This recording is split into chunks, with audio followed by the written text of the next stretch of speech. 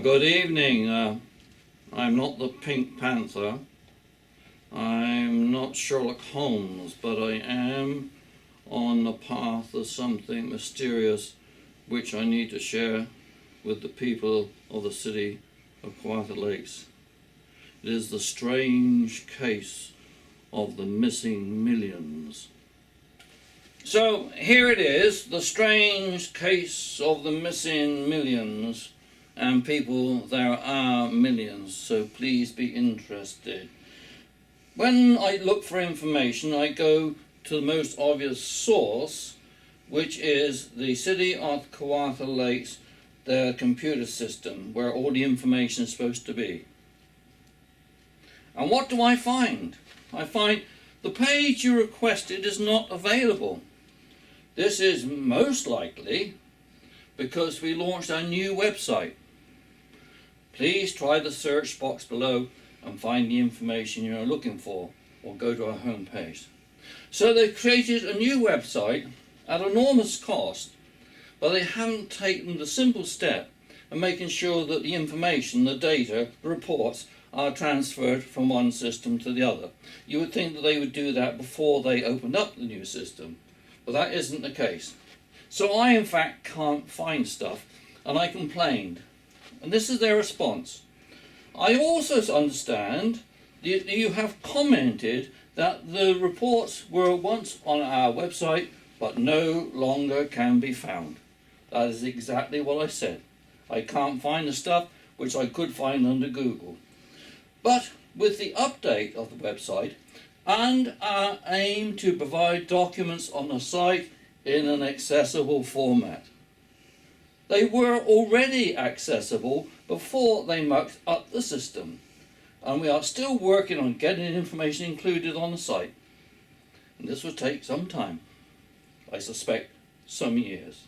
So my effort to get information from the City of Kawartha Lakes really came to nothing. Now this is the situation I'm investigating. This is the mayor, the first shovel in the project to build some low-income housing and another office block for the city. And this was back in May. So they're all very happy spending our money. Well, what's it all about? Well, it's all about this.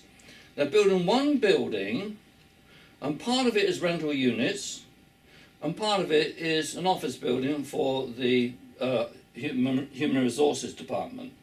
And where is it? It is right here. It's a beautiful location, a prime piece of real estate. From here you overlook the river, you're close to Rivera Park, and you're also close to Old Mill Park, and you're also close to downtown. A very expensive piece of property is being developed in this way. Incidentally, if you drive through here, you'll see the Rivera Park.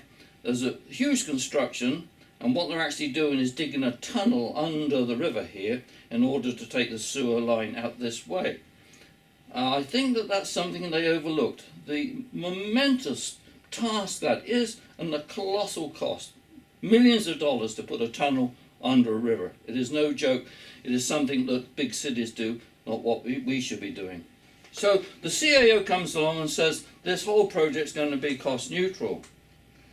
And I wrote to the paper about this that says, in government there is no cost neutral. It's our tax money or it's somebody else's tax money. There is no other source of money. So I had two choices, either to weep or to go into hysterics, and I chose to go into hysterics because this sort of statement is utter nonsense. So, like all true detectives, I decided to follow the money. Where will I find that? Let's have a look. The Kawartha Lakes Halliburton Housing Corporation Annual Report. That is where you should be able to find something about money in their annual report. This is a very expensive document. It's circulated publicly. It must have some veracity. Let's see. I got that report from Hope Lee because I couldn't get it from the internet anymore because it's been taken off. And she says, I believe the pie charts within that report are the ones you are referring to. They certainly are. And I'll point out that these are not our financial reports. They're not our financial reports in a report. They were to reflect our revenues and our expenses from our financial statements, nothing more. Well, don't I just wish that my taxes were a reflection? They're not a reflection, they're very real. And this report must stand up in public, or otherwise we're in deep trouble. I want to draw your attention to this not-for-profit.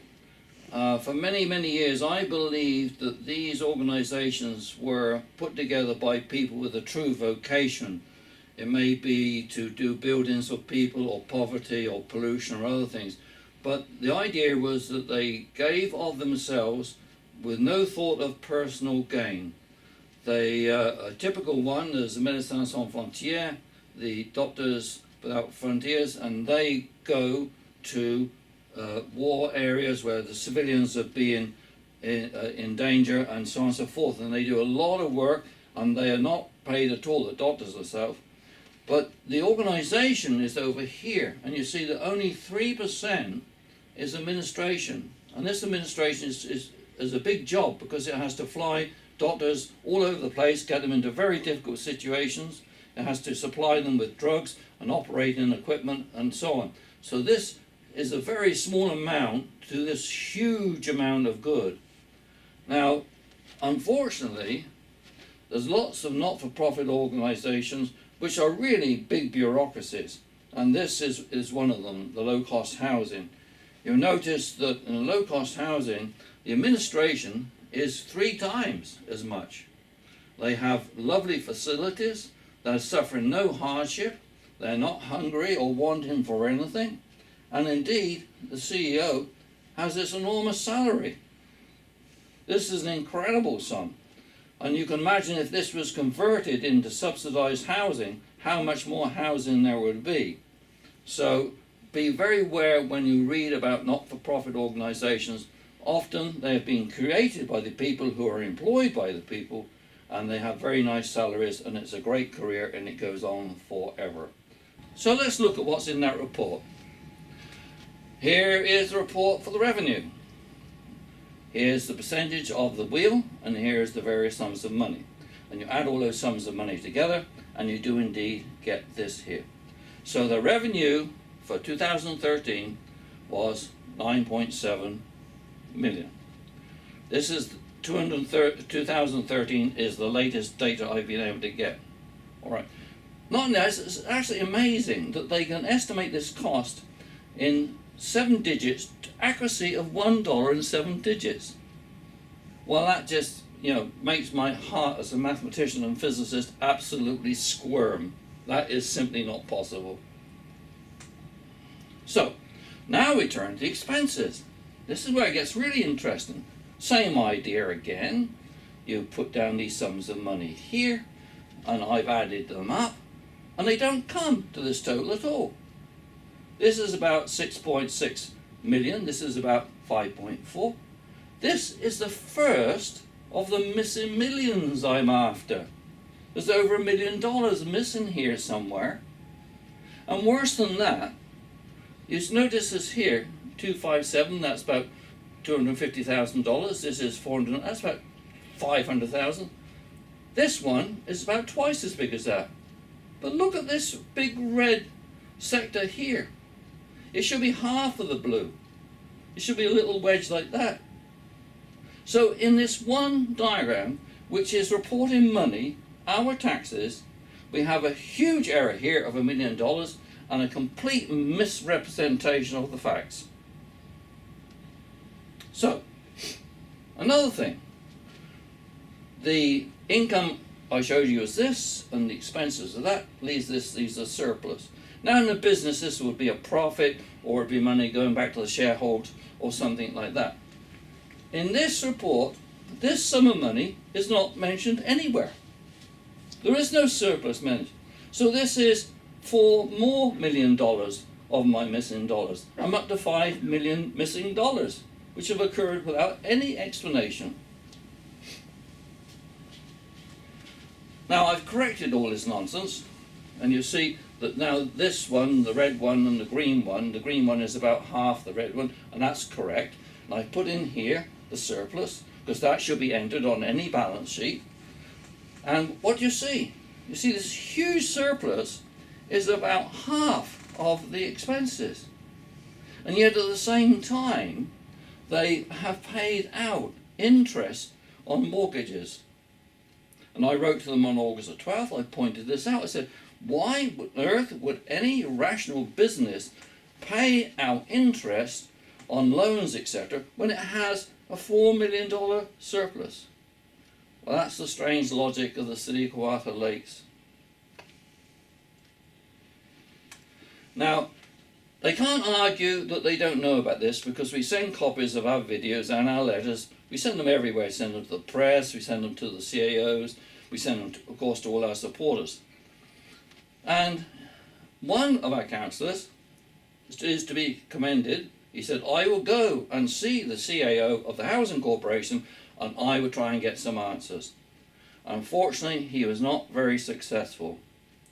He wrote back, I will not address the issue around the pie charts, the issues I mentioned, as the financial results are the result of audited financial statements, and I would not presume to answer for the auditors.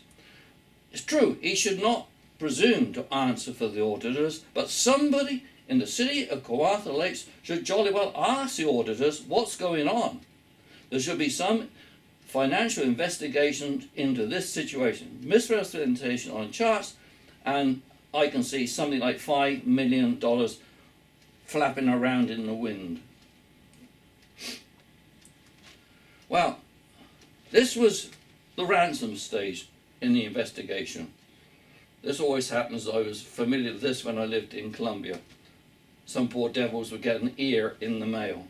But this ransom is very different, because they've already started on this huge excavation. They got all these machineries and they're digging around, and they must have spent hundreds of thousands of dollars on this already. Then suddenly, the staff, on October 24th, which isn't that long ago, informs council that the project will cost an additional $4.3 million. Now what's the council to do? Are they to stop work and get, say, this $4.3 million? Or are they to invest this $4.3 million and see the thing completed and at least have the job done? And so they've decided to go ahead. The point is, council said, you're jolly well not going to get any more than $4.3 million. That has to be finished. And I'm telling council that when this has been used up, they will probably have just done 80% of it, and there'll be another 20% still to do. And then what will you do? You shell out some more taxpayers' money to make it right, when somebody who got this into this mess should be on the road. So, how does the city solve its problems? Always the same way. Increase the debt. Take on more debt. Okay, let's see what happened. Now, the debt's gone from 8 million to about 12 million. And this is a simple ratio. You can see it's gone up by 50%. And I've told you before that the city of Kawartha Lakes is only able to use simple arithmetic and usually gets it wrong. Now, if this is a 20-year debenture for 8 million, then clearly if you stretch it by another 10 years, the effect on the people who are paying it is kind of the same. But in reality, you've got a huge debt here, 12 million, and it's going on for 30 years, and it will cost a great deal more. Now, everybody who's bought a car will know this. You've got two choices. You pay a lot of money in a short while, or you pay a lot of money over a long, long, long period of time. This is less painful, but in the end, it costs you more. So, we have a $4.3 million blunder, and it's been made by somebody. It's 53.75% over budget. Normally in construction we will accept something like 5% either way. 53.75% is absolutely outrageous. So this is the situation. We start with 8 million, it jumps to 12.3 million. The staff suddenly tells council, and the mayor says, I'm struggling a bit with this one. It's way over budget. It sure is way over budget. But nothing happens. Nothing ever happens to these great big blunders. In the real world, a person will be taken to his office, told to collect his personal belongings, and will be shown the door. That never happens in the city of Kawartha Lakes. It's all swept under the carpet. So where are we? We're on this very long and very dangerous road of public debt. This is the philosophy of the city of Kawartha Lakes, to keep recreating debt into the distant future. This one debt, this 30-year debt here, from 2018 to 2048, this is me. I'm a senior gentleman now. I don't expect to live much beyond this. I will die in debt to the city of Kawartha Lakes. It is a debt that I did not agree to them to take on. It was put on my shoulders by the staff and the council, and it is I that pay it, not them. We go down a bit. These represent my 3 children. With luck, they might just be out of the end of this debt before they pop off. But by then, this road will have disappeared off to the right into the distance.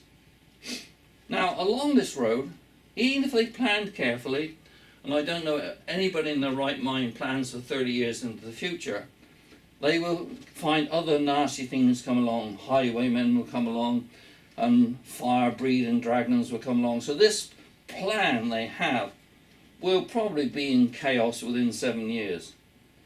So let's see what has happened just within this last month. This is one of those highwaymen that nobody was expecting. It's to do with the OMB hearings.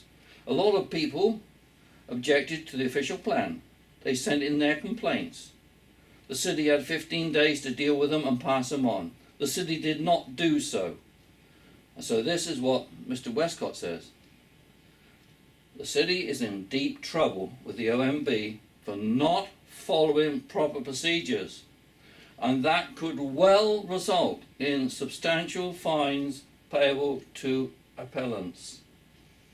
There's one of our highwaymen. Already the cost to the city for consultants and lawyers, to say nothing of the 12 years the planning department has spent in producing very little. There's nothing that bureaucracies love more than planning. So the future cost to defend multiple appeals, because all these people will appeals to the MB at $50,000 to $100,000 a shot, and the resulting settlements might well send the mayor out looking for another 10 million. The city has a long history of getting itself into very sticky situations with the appellants getting lots of money in return, but here again it is our taxpayers' money that goes to the appellants. It is not the staff or the councillors. Now let's look to the future. As we approach Christmas, I'm sure that some people will have wonderful little babies to add to their family. Pure innocence, happy parents, flying off into a rosy future. But not if you're born in the city of Kawartha Lakes. Because welcome to the city of Kawartha Lakes. Welcome to 30 years of debt. This baby will be born into debt, and I will die in debt. That is the situation. It is a gross thing to do. I might point out that before amalgamation there were 16 municipalities. 14 of them had no debt, and most of them had a surplus. So in those former municipalities, this young child will be born into a debt-free environment where people really respected taxpayers' money. Now, what is the motive behind this? Well, Hope Lee wears 2 hats. One in this corporation, the Kawartha Lakes Corporation, and one as the Chief Executive Officer of the Housing Corporation. So those 2 hats are on one head. Very interesting way of doing business, I think. So what is the motive? Well, here's the city of Kawartha Lakes. It's an amoeba which is a fairly low form of life, and as you know, they can create other little amoebas without the pleasure of sex. So it seems to me, and now this is speculation because they won't tell me anything, there's a lot of money out here from other things, under the federal subsidies, provincial subsidies. There's a lot of money there. So how can we get our hands on that money? Well, this group here is not going to simply pump it straight into City Kawartha Lakes, even though there is a housing division within. So they say, well, let us create something. We'll create this little housing corporation. Now it's a different corporation from this corporation, and it can receive funds from all these people here. So the money comes pouring into here. But this one is completely owned by this one. So in fact, it's a backdoor way of getting money into here. It doesn't really work like that, but that's the principle. So the City of Kawartha Lakes subsidises the housing corporation. Between them they create a building. From the building will flow rents back into here and then back into here. That's the actual way, the money. So I'm following the money. Very, very sophisticated idea. But the net result is that you get a building which is paid partly by other people's taxpayers. And this is why the CAO says there's no real cost to us. There's a cost to other taxpayers in the province and in the country. So I went around and got some witness statements. All these in italics, they're actually picked directly from emails and from reports. The administrative salaries are this much, almost 500,000. That's from the report. But the housing corporation now has no staff complement. Now, I'm a physicist and I understand nuclear science and things like that. I cannot make any sense of that at all, and I don't know if anybody else can. Now, there are 16 full-time equivalent employees. So 16 employees are working for the city, but they do their work for the housing corporation. And then the housing corporation reimburses them. So what happens is the city gives these people money, and these people pay the city for people to do their work. Really, really convoluted way of doing business. Now, the main revenue of the stream for the housing corporation is the rent and subsidy from the city, but also all those other ones that I mentioned. Interestingly enough, the housing corporation has a board of directors. So it's a properly constituted corporation. It has no employees, has administrative salaries, it's funded by the city, and it pays back money to the city. That to me seems a very, very complex way of doing business. Now, I could excuse all this nonsense if the housing was to do a real good. But you see that it's not the case. It is not solely earmarked for the poor or for the disadvantaged. We'll come to that in a minute. This is very strange as well. The CAO of the Housing Corporation has to make an agreement with the city in order to say that they're going to definitely rent those units from them. So before an income stream has been set up properly, they're already digging out the ground and building the building. I don't know anywhere else that would build something like that, a condominium, without having tenants in place first. Often they want money from the tenants first if you go to Toronto. So here's a whole lot of strange goings on. But let's return to this point here. These housing options for rent geared to income. Through to market. In other words, the housing corporation can charge some of them up to market value, and they're not for the poor or disadvantaged.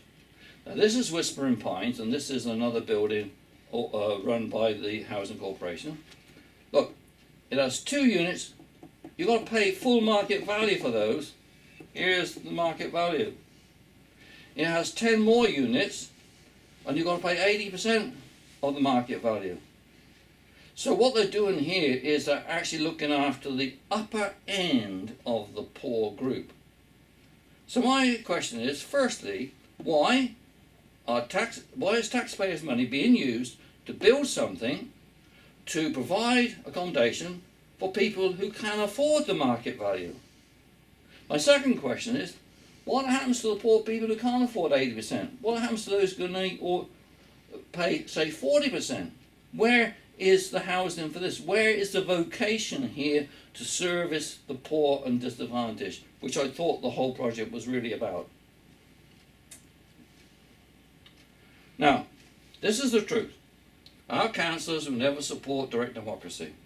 It's like asking a turkey to vote for Christmas. But the truth is that in a direct democracy, this kind of thing simply would not happen. The people collectively would never enter into a 30-year debt in the way that the city does. They would have handled the money much better earlier on, and that problem would not arise. They would make sure that the reports that the public see are correct in every respect. So this is why we want people to take a more direct interest in what is really going on. And unfortunately, the city continues to hold its head under the sand. And we, the citizens for direct democracy, we keep shouting at them, we keep sending them stuff, nothing happens. Because the politicians can't see the changes that are inevitable. Inevitably, either the city will collapse under its debt load, or the people will get so cross with them that they really will throw them out. We in C4DD, we can see these problems, and we've explained them to the people, and this, I think, is our 10th video.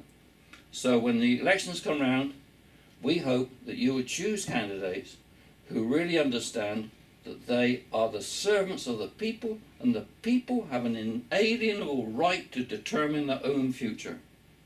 Thank you very much.